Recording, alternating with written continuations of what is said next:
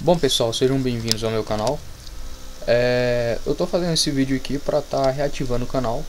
E esse canal tem o objetivo de trazer a vocês pessoas que são estudantes de ciências agrárias, trabalhadores da área, pessoas que trabalham na área, informações que vão ajudar vocês a melhorar seu desempenho no campo.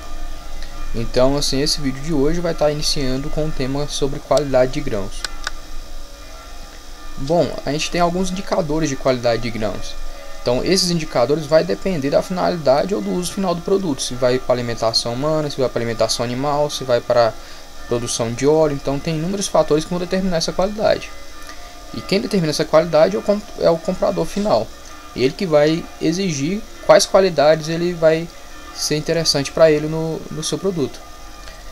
E um fato interessante é que os efeitos da secagem artificial sobre composição, valor nutritivo, viabilidade e características ideais dos grãos para o processamento industrial não vão ser considerados para a classificação no mercado. O que vai ser, e vai ser analisado para determinar essa qualidade vão ser 3 ou mais desses fatores, que um vai ser a umidade. Essa umidade, a gente está se referindo à água livre que está presente no grão, ou seja, a água na forma líquida, que a água, o grão tem uma porcentagem de água, mas ela está ligada a compostos orgânicos, então essa água nós não conseguimos extrair, apenas essa umidade dessa água que está livre. Temos também o peso hectolítrico.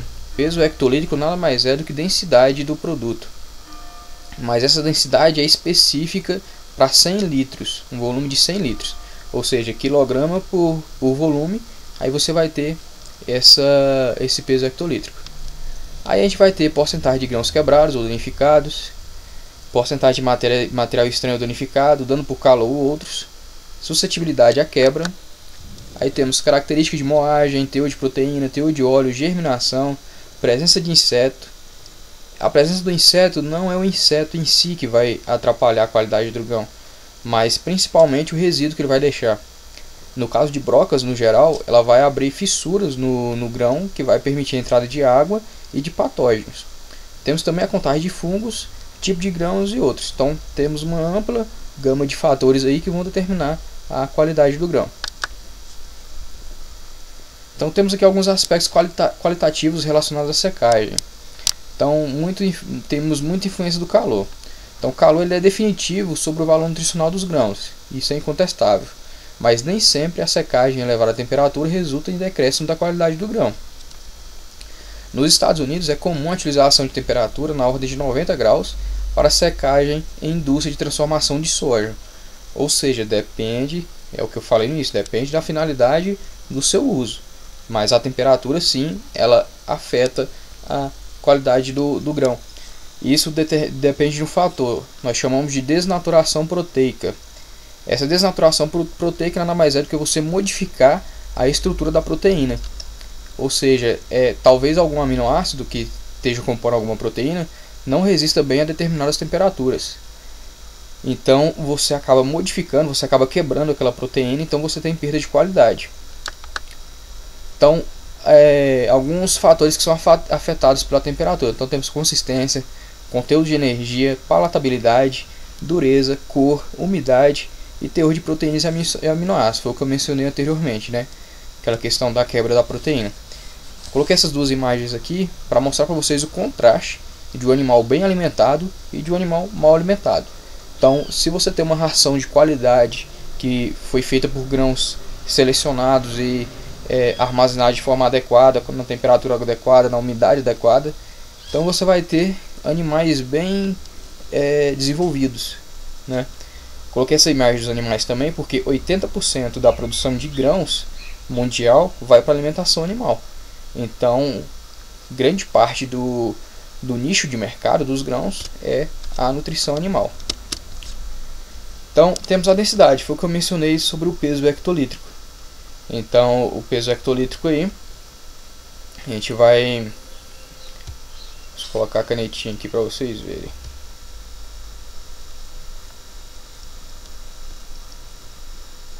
Só um momento. Ótimo. Então, pessoal, o peso hectolítrico aqui temos em quilogramas a cada 100 litros, né? Quilogramas a cada 100 litros. Então, teor de umidade inicial e final, né? Temperatura da secagem, variedade dos grãos, tipo e quantidade de impurezas e intensidade de danos influenciam no peso hectolítrico.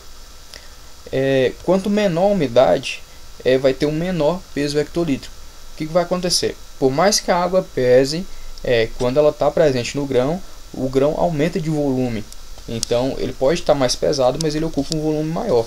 E quando ele está mais seco, então ele vai ocupar um volume menor, com peso menor, mas com um volume menor. Então assim, o peso hectolítrico no grão seco ele vai ser menor do que o grão úmido.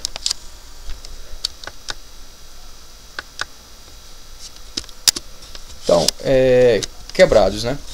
Então a secagem ela não aumenta a porcentagem de grãos quebrados, mas o que acontece? Uma má secagem ela vai contribuir para esse fator. Um dos principais danos sofridos pelo grão durante o processo de secagem são rachaduras no seu interior, sem ocorrência de ruptura em suas camadas mais internas.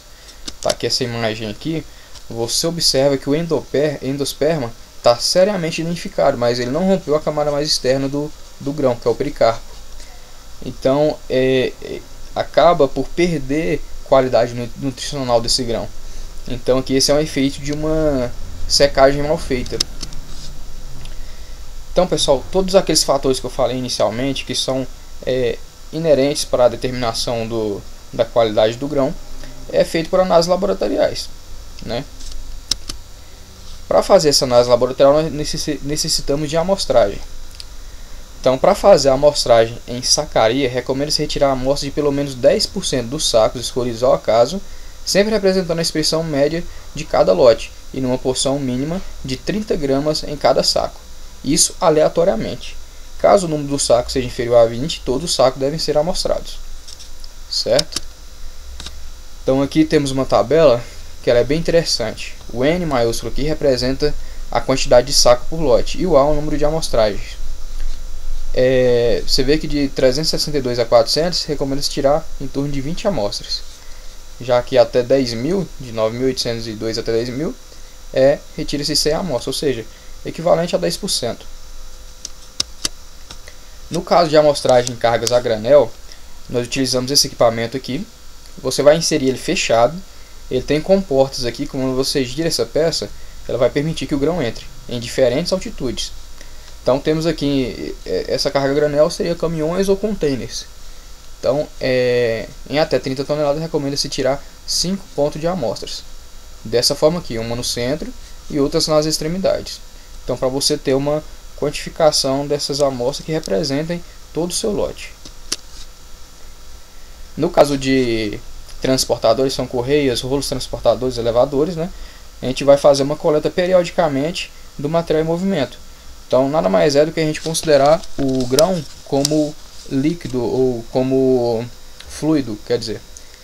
Então assim, com o cálculo sobre o volume e velocidade, você tem a vazão daqueles grãos no sistema. Então você vai saber em que determinado tempo vai passar a quantidade de grãos.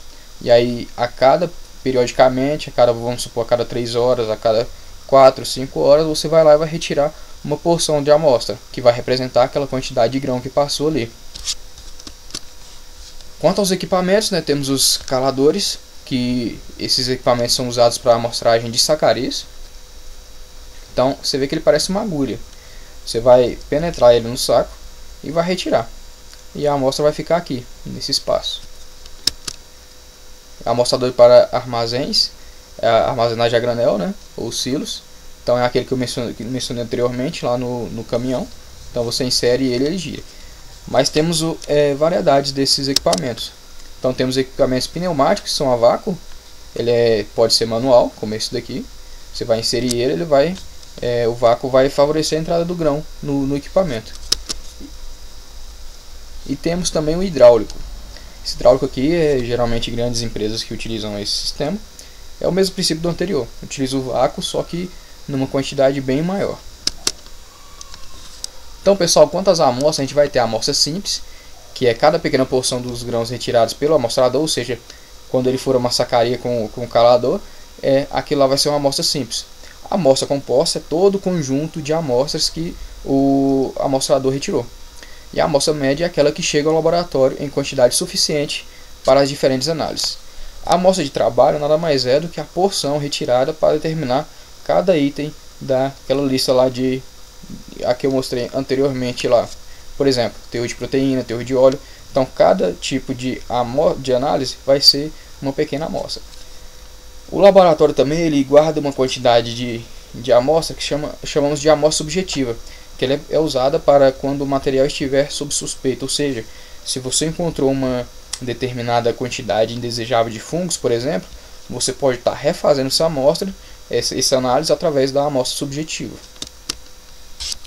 Então aqui temos uma recomendação para a identificação da amostra.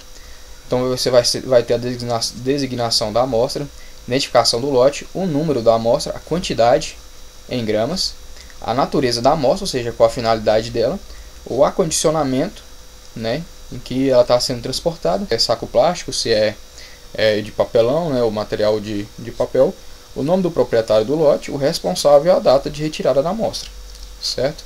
Então assim, você tem que ter essa fichinha aqui para você ter um controle para enviar para o laboratório. A umidade. Então, para a operação de colheita, secagem e armazenamento, considere que o grão é formado apenas por matéria seca e água. Essa água, como eu mencionei, é a água livre, que ela não está ligada nos compostos orgânicos.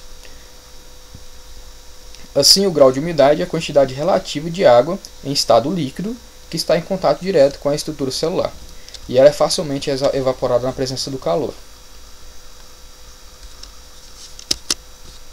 Então, pessoal, a umidade ela é considerado o fator mais importante que atua no processo de deterioração dos grãos armazenados. Então, mantendo-se a umidade em níveis baixos, os demais fatores terão seus efeitos gradualmente diminuídos. Um menor ataque de micro-organismos e diminuição na respiração dos grãos, que vai favorecer e vai, na verdade, inibir a germinação precoce de alguns grãos. Sabemos que se tiver uma atividade celular grande, acontecerá essa germinação indesejável. A gente vê aqui o contraste de um grão com umidade inapropriada e aqui o grão com umidade apropriada. Você vê que aqui tem um favorecimento de proliferação de fungos e bactérias, além de que vemos aqui alguns grãos quebrados, rachados, porque, como eu mencionei antes, a umidade ela expande o grão até o momento que ele acontece a sua ruptura. Essa tabelinha aqui é bem interessante também. Então ela tem aqui a porcentagem de umidade. Temos aqui a porcentagem de umidade para cada tipo de grão. Temos os principais aqui: cevada, milho, arroz, soja, sorgo e trigo, né? Temos aqui o massa para colheita, ótimo para colheita, comum após secagem, e aqui para armazenagem. Então temos aqui para armazenagem de 1 ano, temos essa recomendação. Para 5 anos, obviamente, temos que reduzir essa umidade se quisermos armazená-lo por mais tempo. Para a determinação da umidade, nós temos o método direto ou básico, consiste na estufa de circulação de ar forçada, que é essa imagem aqui que eu coloquei para vocês. Então, essa estufa aqui você vai colocar a sua amostra. Basicamente é o mesmo sistema para retirar a umidade de solo, para ver a densidade. Você vai colocar aqui por um período de 24 horas e vai retirar a amostra, certo? Aí você vai fazer a diferença do peso dele no momento que você tirou e no peso no momento que você colocou, ou seja, o peso total. E essa diferença de peso vai ser o peso de água que foi perdida. Baseado nesse peso, você pega o peso da água que foi perdida e divide pelo peso total. Então você tem e multiplica por 100, você tem a porcentagem de umidade. Mas temos outro método também, temos destilação, evaporação e radiação infravermelha. Então esses são os métodos diretos. Mas temos também um método indireto. Esse método direto é um método elétrico. Então temos aqui alguns aparelhos, temos digital, analógico. Você vai colocar uma porção de grão aqui e o que acontece?